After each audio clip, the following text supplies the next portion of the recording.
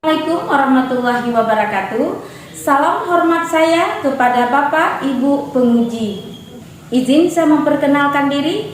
Nama saya Arlinawati. Saya guru SMA Negeri 1 Betong, Kabupaten Nagan Raya, Provinsi Aceh. Saya tercatat sebagai mahasiswa PPG dalam jabatan angkatan kedua tahun 2023 di Universitas Negeri Medan. Hari ini tanggal 1 Desember 2023 saya akan melaksanakan praktek pembelajaran dalam rangka uji kinerja di kelas 12 MIA 1 di SMA Negeri 1 Betong dengan materi berkarya seni rupa 2 dimensi. Semoga video pembelajaran ini dapat bermanfaat. Selamat menyaksikan.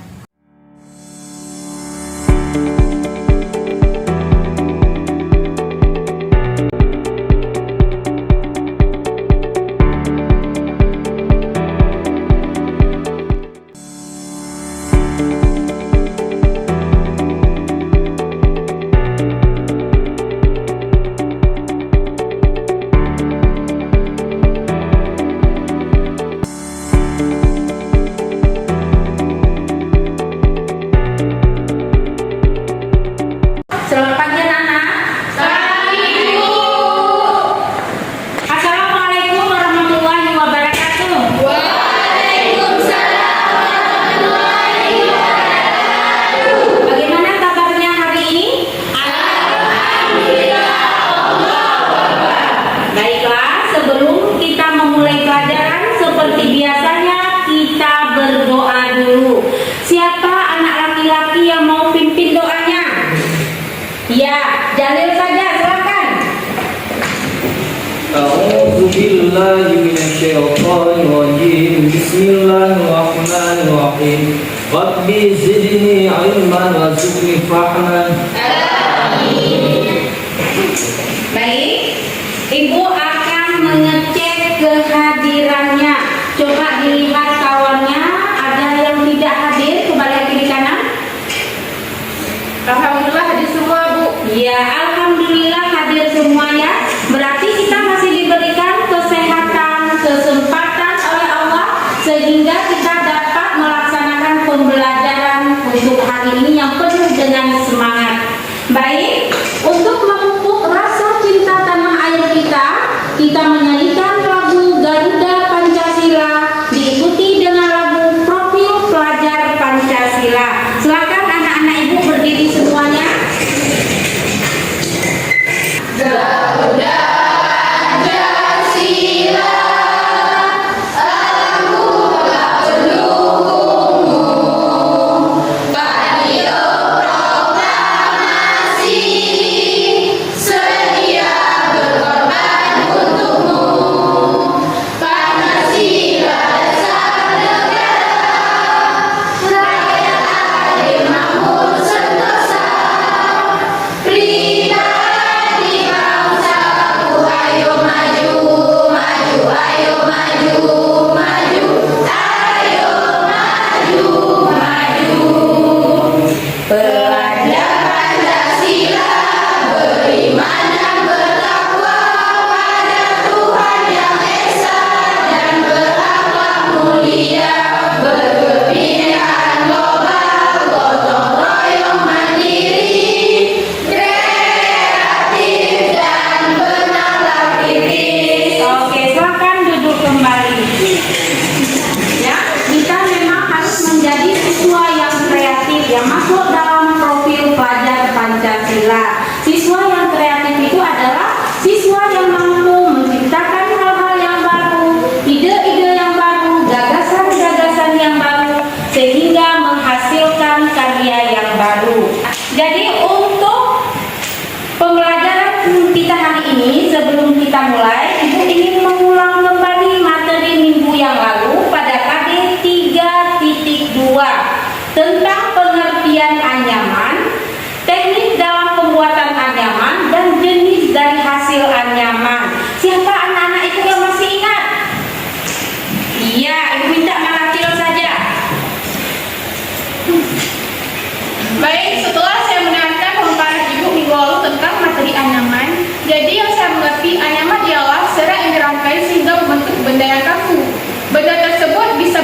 seperti keranjang, tas, dan juga barang keperluan sehari-hari. Kerajinan ini juga bisa terbuat dari bahan yang berasal dari tumbuhan seperti bambu, kayu, rotan, dan juga daun pandan. Terima kasih. Iya, terima kasih ya.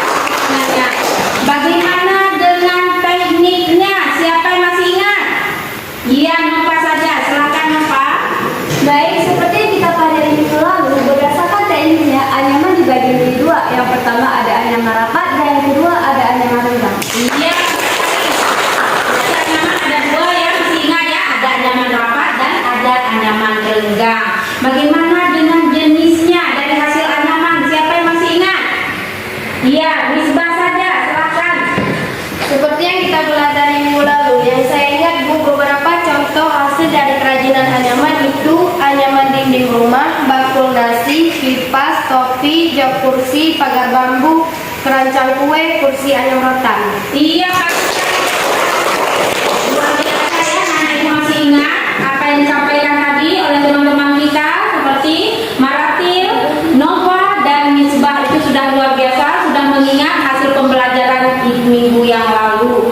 Baik anak-anak ibu, untuk materi pembelajaran kita hari ini kita masuk pada KD 4.2 tentang berkreasi karya seni rupa 3 dimensi berdasarkan imajinasi dengan berbagai bahan dan teknik.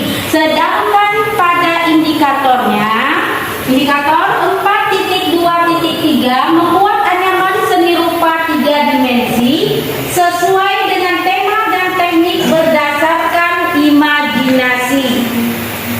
Apa tujuannya? Nah, coba ini yang perlu nak ya, karena hari ini tujuan pembelajaran ini yang harus kita capai. Jadi anak-anak ibu nanti mampu membuat anyaman seni rupa 3 dimensi sesuai dengan tema dan teknik berdasarkan imajinasi. Pada imajinasi anak-anak ibu yang sudah kita bahas juga pada materi minggu yang lalu. Jadi sesuai dengan imajinasi yang kita buat pada anyaman untuk berkarya hari ini. Jadi sebelum kita praktek anak-anak ibu menonton dulu tutorialnya bagaimana langkah-langkah dalam membuat anyaman. Ibu pilih salah satu saja anyaman dari kertas. Ya, sama-sama kita lihat dulu.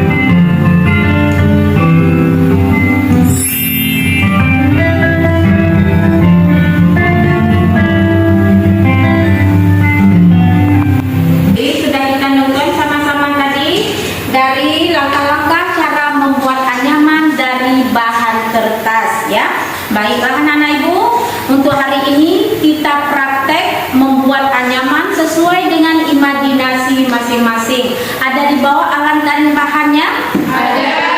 Ya, sudah dikeluarkan semua, kita praktek. Ini Ibu akan membagikan LKPD-nya, nanti dibuat anyaman sesuai dengan instruksi yang ada di LKPD ya.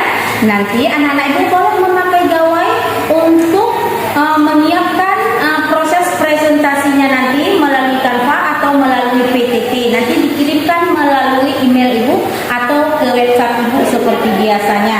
Hasil dari karya yang sudah dibuat nanti didefinisikan apa saja langkah-langkah dalam membuatnya, bahan apa saja atau alat apa saja yang digunakan. Nah, Ibu akan membagikan LKPD-nya. Ya, silakan dikeluarkan alat dan bahannya ya. Alat dan bahan silakan.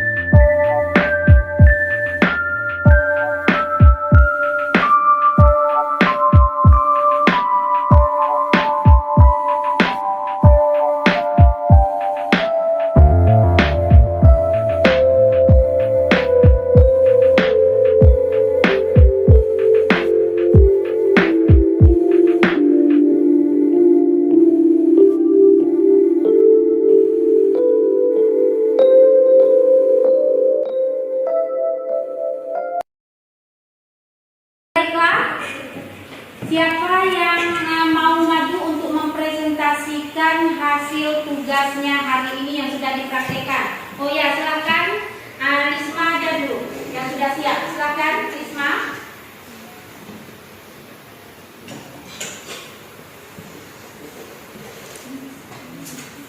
Silakan Risma. Assalamualaikum warahmatullahi wabarakatuh. Waalaikumsalam warahmatullahi wabarakatuh. Jadi ini adalah hasil anyaman dari daun kelapa. Maka dari itu di sini saya akan bahas tentang anyaman daun kelapa. Daun kelapa adalah salah satu daun yang digunakan untuk membuat anyaman. Daun kelapa ini selain mudah didapatkan juga memiliki nilai praktis. Kemudian untuk fungsi dari daun kelapa ini selain digunakan untuk membuat ketupat, juga dapat digunakan untuk membuat hiasan janur. Selain itu juga dapat digunakan untuk membuat tas, topi dan lain sebagainya. Maka dari itu dapat disimpulkan bahwa daun kelapa ini memiliki nilai fungsional. Selanjutnya di sini saya hanya akan bahas tentang ketupat saja. Ketupat adalah hidangan yang menggunakan bahan tambah beras dengan membungkus terbuat dari daun kelapa muda. Seperti yang dilihat di sini bahwa ketupat ini termasuk ke dalam anyaman rapat yang dimana tidak terdapat sela-sela di antara anyaman ini. Kemudian untuk tutorial dalam pembuatan ketupat. Saya tidak bisa menjelaskan lebih jelas di sini. Alangkah baiknya para audiens mencari informasi cara membuat ketupat di internet saja. Itu lagi presentasi dari saya. Apabila ada yang bertanya, silahkan bertanya. Iya, bagus sekali ya. Silakan siapa? Iya, silakan. Ini saya tanyakan, apakah ukuran daun berpengaruh pada pembuatan ketupat? Iya, silakan. Baik, jadi ukuran daun sangat berpengaruh besar pada proses pembuatan anyaman ketupat, yang dimana apabila daun yang kita gunakan lebih besar, maka ketupat yang kita hasilkan akan lebih besar. Begitu juga sebaliknya. Iya, bagus. Silakan ditutup. Jadi itu tadi presentasi dari saya. Saya akhiri. Wassalamualaikum warahmatullahi wabarakatuh. Waalaikumsalam warahmatullahi wabarakatuh. Oke, Siapa lagi yang mau mempresentasikan? Iya, silakan. Misbah, maju ke depan, bawa hasil karyanya.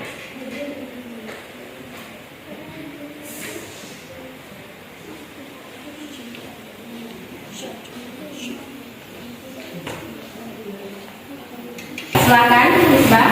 Assalamualaikum warahmatullahi wabarakatuh. Waalaikumsalam warahmatullahi wabarakatuh. Saya ingin mempresentasikan hasil anyaman dari bahan kertas. Anyaman kertas adalah sebuah kerajinan tangan khas dari Indonesia.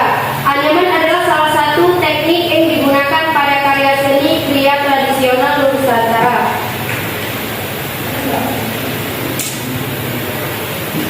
Langkah membuat anyaman kertas. 1. Siapkan alat atau bahan. Cara membuat anyaman memerlukan beberapa alat dan bahan yang harus disiapkan sebelum mulai menganyam. 2. Siapkan kertas. Dalam cara membuat anyaman akan ada dua bagian kertas yang digunakan. Satu bagian kertas untuk alas anyaman dan satu bagian kertas lain akan dipotong berbentuk strip. 3. Mulai menganyam. Buat desain dengan menggambarkan di kertas kosong atau memberi tanda di bagian alas anyaman. Anyam kertas strip ke alas anyaman berselang-seling sesuai dengan desain yang ingin dibuat. Terus lakukan hingga salah sanyam penuh. Beri lem pada bagian ujung kertas agar anyaman tidak bergeser. Alat untuk membuat anyaman kertas. Kertas buffalo ukuran A4 atau F4 2 lembar atau lebih dengan warna berbeda. Jumlah kertas dan pilihan warna dapat disesuaikan dengan desain yang ingin dibuat. Cutter, penggaris, pensil, dan lem kertas. Dan ini hasil anyaman dari bahan kertas. Iya, bagus sekali. Ada yang ingin ditanyakan? Iya, silakan Fitri. Baik, saya bertanya apa fungsi dari anyaman kertas? Iya, apa fungsi dari anyaman kertas? Silakan. Baik, saya akan menjawab. Fungsi dari anyaman kertas itu memiliki nilai estetika yang berkaitan dengan keindahan atau segala sesuatu yang dipandang indah. Iya, bagus sekali. Nah, silakan itu. Yang demikian presentasi dari saya. Assalamualaikum warahmatullahi wabarakatuh. Waalaikumsalam warahmatullahi wabarakatuh. Luar biasa ya, dari anyaman kertas yang dibuat oleh Misbah. Satu orang lagi ya yang presentasi, siapa? Iya, silakan Bapak.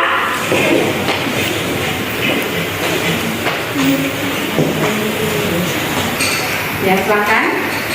Assalamualaikum warahmatullahi wabarakatuh. Waalaikumsalam warahmatullahi wabarakatuh. Berdirinya saya di sini, saya akan mempresentasikan tentang anyaman bambu. Di mana pengertian anyaman bambu berarti kerajinan tangan yang bahan utamanya adalah bambu. Artinya, barang dan bahan kerajinan bambu berasal dari keterampilan tangan manusia. Kemudian contoh-contoh kerajinan bambu yang pertama ada meja, kursi, tempat lilin, celeng, kemudian ada hiasan dinding, dan yang terakhir ada vas bunga. Seperti yang bisa kita lihat di sini, ini adalah salah satu contoh hiasan dinding yang terbuat dari bambu. Ini juga termasuk ke dalam anyaman lengkap. Jadi kesimpulan di sini adalah kerajinan bambu adalah suatu kerajinan tangan yang berasal dari rotan yang melalui serangkaian proses untuk menjadi sebuah produk kerajinan rumah tangga yang bermutu seni. Apabila daripada para audiens ada yang bertanya, silakan. Iya, ada yang ditanyakan? Ya, silakan. Anyaman bambu selain digunakan untuk hiasan dinding, bisa digunakan untuk apa saja? Iya. Baik, anyaman bambu selain digunakan untuk hiasan dinding, bisa juga digunakan untuk bahan bangunan, alat rumah tangga, kursi, dan meja. Iya, bagus. Itu tadi presentasi dari saya. Lebih dari kurang saya mohon maaf. Wabillahi taufiq wal hidayah. Wassalamualaikum warahmatullahi wabarakatuh. Waalaikumsalam warahmatullahi wabarakatuh. Kita cukupkan 3 orang saja ya. Nah, itu sangat luar biasa ya dalam mempresentasikan dan menghasilkan karya anyaman pada hari ini.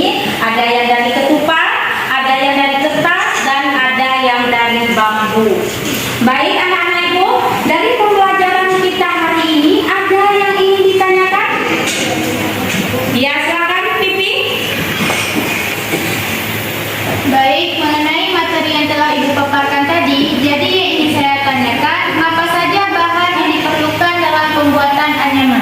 Iya, apa saja? Siapa yang bisa menjawab? Iya, silakan. Yang Risma. Baik, jadi bahan yang diperlukan dalam proses pembuatan anyaman tadi adalah rotan, bambu, daun, dan juga kayu. Iya, bagus sekali pertanyaannya. Luar biasa ya. Jadi, itu salah satu bahan yang dipakai dalam pembuatan anyaman. Tadi kan semua sama-sama kita membuatnya. Ada yang membuat dari daun kelapa ya, Janur. Ada yang membuat dari kertas dan ada yang membuat dari bambu ataupun rotan. Itu adalah termasuk dari sekian banyak bahan dalam sebuah anyaman. Baik anak-anak ibu, kita akan menyimpulkan hasil pembelajaran kita hari ini. Siapa yang bisa menyimpulkan? Ya, Asmarita saja, silakan. Baik, setelah saya mendengar pembelajaran kita hari ini, maka dapat saya simpulkan bahwa anyaman adalah teknik membuat karya seni rupa yang dilakukan dengan cara menumpang tindihkan atau menyilangkan bahan anyam yang berupa lunsing dan pakan. Iya, bagus sekali ya. Jadi, itu kesimpulan yang sudah disampaikan oleh Asmarita. Yang pasti dalam pembuatan anyaman itu ada dua ya jenis yang kita pakai. Ada anyaman rapat dan ada anyaman renggang. Atau ada menghilangkan atau timpang tindih dari sebuah yang kita lakukan, dari hasil praktek yang kita lakukan dan menghasilkan karya yang menarik dan indah. Baik anak-anak ibu, untuk materi minggu depan kita sudah masuk di bab keempat, yaitu pada berkarya seni kriya yang didominasi oleh kerajinan tangan. Nanti boleh dibaca-baca di rumah pada materi bab keempat di halaman 105 ya. Itu nanti kita pelajari untuk minggu depan. Bagaimana anak-anak itu untuk pembelajaran kita hari ini? Apakah tersampaikan dengan baik? Iya. Alhamdulillah tersampaikan dengan baik. Tapi sebelum itu, Ibu ingin membagikan amoti. Bagaimana perasaan anak-anak Ibu hari ini? Apakah anak-anak Ibu ada merasa sedih, ada merasa kurang semangat, ya? Ada merasa bahagia, atau ada yang merasa luar biasa hari ini? Boleh dicontek di amoti ini, ya? Ibu akan membagikan amotinya.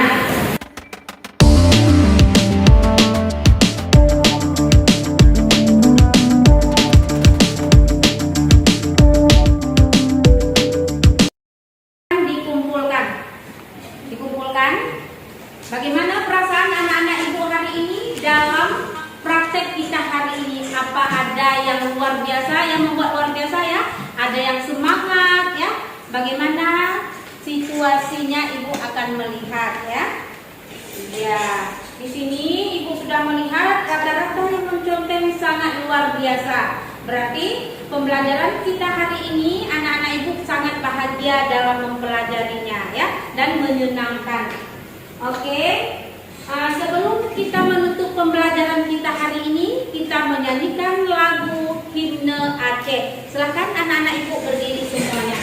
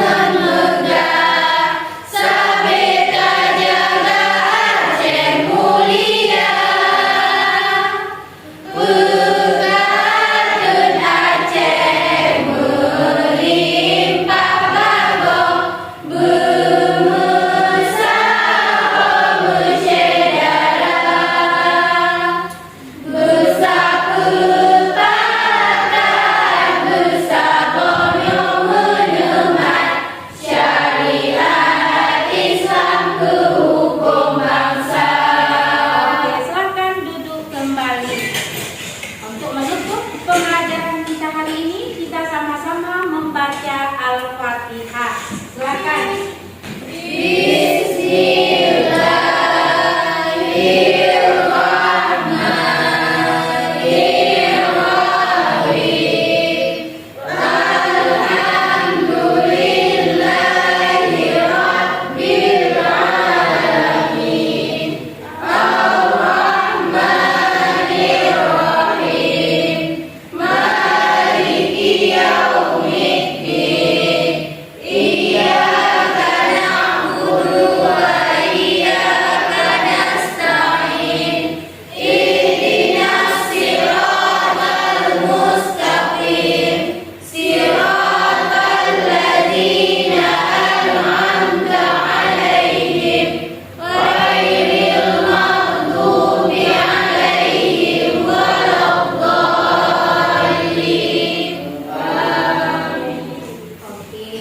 Semoga dengan membaca Al-Fatihah ini kita dapat bermanfaat ya hasil pembelajaran kita hari ini. Nanti anak-anak ibu bisa mengaplikasikan di dalam kehidupan sehari-hari ya dengan dari bahan yang sederhana. Oke anak-anak ibu, karena pembelajaran kita hari ini sudah selesai, silahkan istirahat. Sudah jam istirahat. Silahkan. Warahmatullahi wabarakatuh. Perkenalkan, nama saya Temuni Khalisa. Saya siswa kelas 2 SMA Negeri 1 Betong. Pelajaran Ibu Arnilawati sangat menyenangkan dan juga pembelajarannya sangat mudah dimengerti dan dipahami. Dalam kegiatan pembelajaran, saya memahami berbagai teknik dalam seni 2 dimensi, seperti teknik artsel, teknik duser, teknik plakat, dan teknik siluet. Sehingga saya termotivasi untuk berkarya dalam seni. Terima kasih. Assalamualaikum warahmatullahi wabarakatuh.